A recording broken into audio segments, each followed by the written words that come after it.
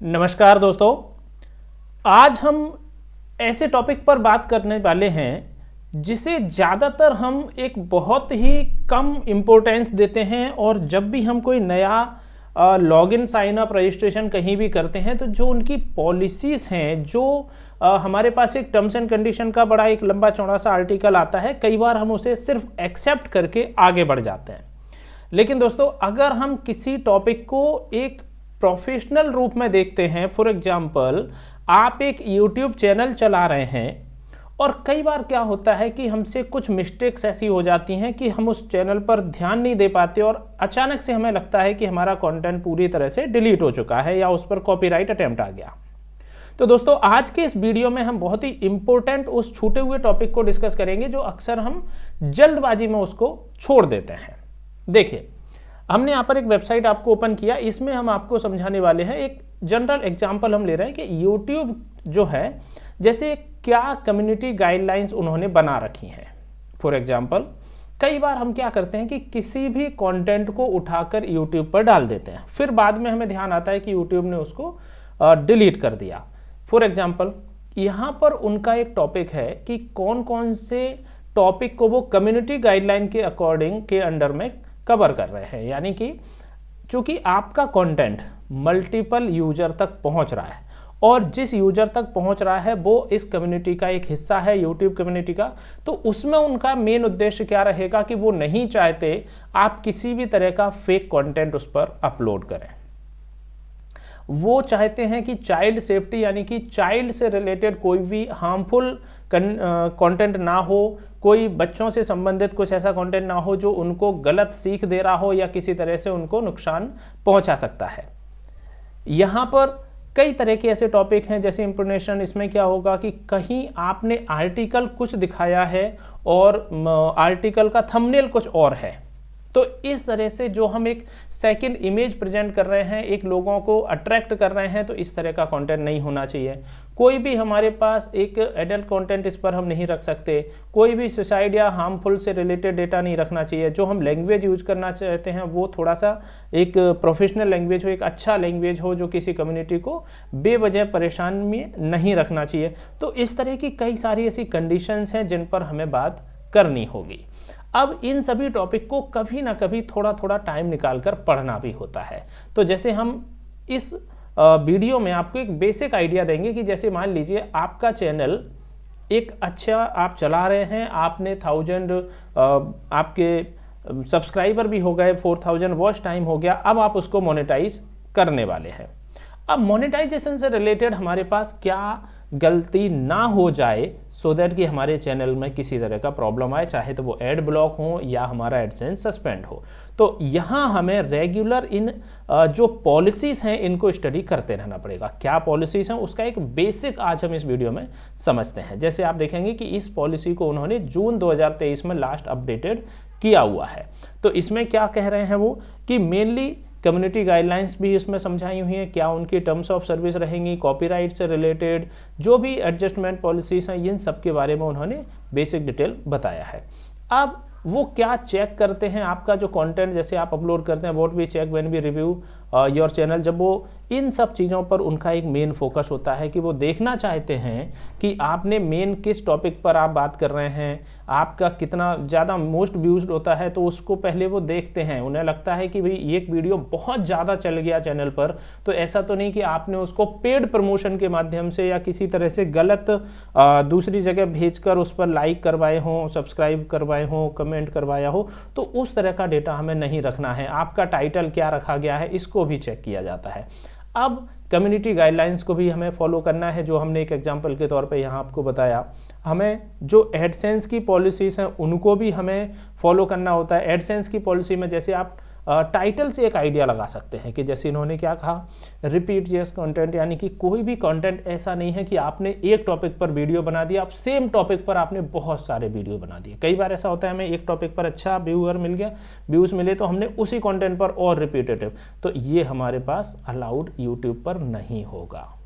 ठीक है, अब क्या अलाउड होता है क्या नहीं होता है ये आप यहाँ पर थोड़ा थोड़ा उसमें पढ़ सकते हैं। ये एक टॉपिक था प्रोग्राम पॉलिसी। अब अगर यूट्यूब मोनेटाइजेशन की पॉलिसीज़ में बात करें तो यहाँ उन्होंने कई सारे ऐसे टॉपिक दे रखे हैं जिनको हमें देखना होता है कि कई बार हमारा चैनल जो सस्पेंड होता है तो वो किस वजह से हो सकता है, टर्मिनेट कब हो सकता है, चैनल के टर्मिनेशन की क्या कंडीशन है, यूट्यूब का जो हमारा गूगल अकाउंट है कई बार वो भी डिसेबल हो जाते हैं। तो इन सब को हमें थोड़ा थोड़ा यहाँ पर पढ़ना होगा। आप भी जैसे हम एडसेंस पॉलिसीज़ की बात करें तो यहाँ पर ये देखिए आप एक अच्छा खासा आर्टिकल हमें लंबा सा मिलता है और हम एक कोशिश ये कर रहे हैं कि हम एक एक टॉपिक पर कुछ अच्छा आपको प्राइवेसी पॉलिसी को एक्सप्लेन करें।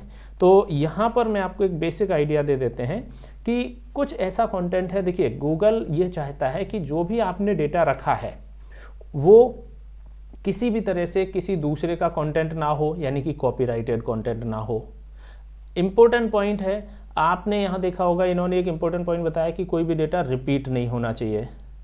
तीसरा, जो आपका डेटा है उसमें किसी भी तरह से गलत लैंग्वेज का इस्तेमाल ना किया हो, बहुत ज़्यादा क्राइम से संबंधित ना हो, बहुत ज़्यादा एब्यूजिव लैंग्वेज का ऑप्शन नहीं होना चाहिए। इनसे कहीं ना कहीं वीडियो डिलीट होने की संभावना रहेगी।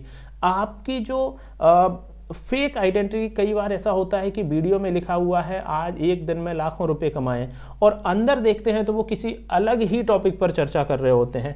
तो ऐसा यहाँ पर आपने क्या किया कि मिसलीड करने का कोशिश किया, तो इन टॉपिक को हमें नहीं यूज करना चाहिए। तो ऐसे कई सारे ऑप्शन हैं, आप इस चीज़ के लिए बहुत सारा ऐसा डेटा होता है जो आप यहाँ पर यूज कर सकते हैं और उनको चेक करने के लिए आपको बार बार अपने कंटेंट को भी एक बार देखना होगा कि वो किसी भी तरह से बच्चों के लिए या फिर किसी दूसरे कंपनी का जो एक आइडेंटिटी है उसको स्पेसिफिक, ऐसा होता है कई बार कि हम किसी दूसरे व्यक्ति का नंबर उसमें डिस्क्लोज ना कर दें, दूसरे की किसी व्यक्ति की पर्सनल आइडेंटिटी को भी हम यहाँ पर डिस्क्लोज नहीं कर सकते।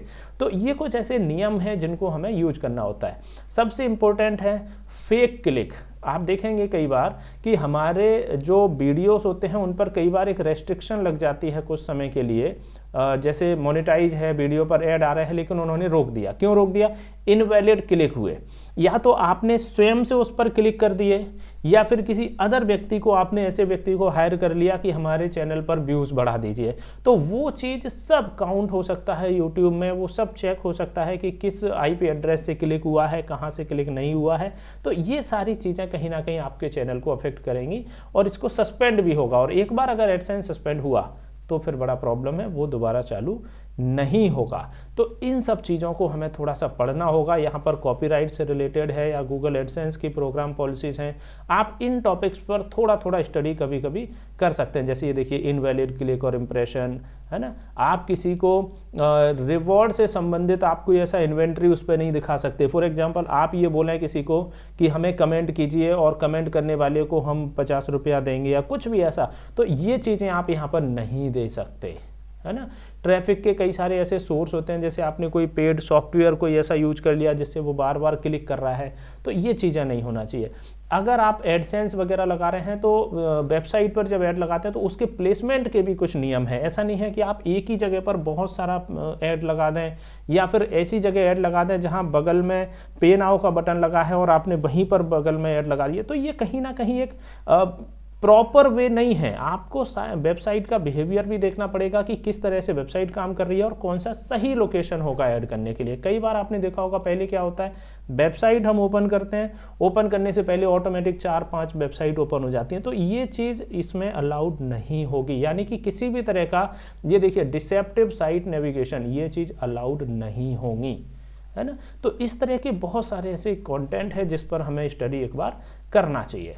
तो ये चाहे कॉपीराइट से रिलेटेड कहें, हम दूसरे का डेटा कई बार उठा लेते हैं या किसी और चैनल का हमने ऑडियो ले लिया या इमेजेस ले ली, तो ये चीज़ें भी बिल्कुल अलाउ नहीं होगी। हाँ, कोई आपका भी कंटेंट लेता है तो आप उस पर क्लेम भी कर सकते हैं, ये भी है, ऐसा नहीं है कि सब आपके लिए निगेटिव है। अगर आप ओरिजिनल कंटेंट यूज करते हैं, कोई दूसरा आपका लेता है, तो आप उस पर कॉपीराइट क्लेम कर सकते हैं। अगर कॉपीराइट क्लेम सही होगा तो सामने वाले व्यक्ति को वीडियो हटाना होगा, अदरवाइज उस पर स्ट्राइक आएगा, वीडियो तो हट ही जाएगा।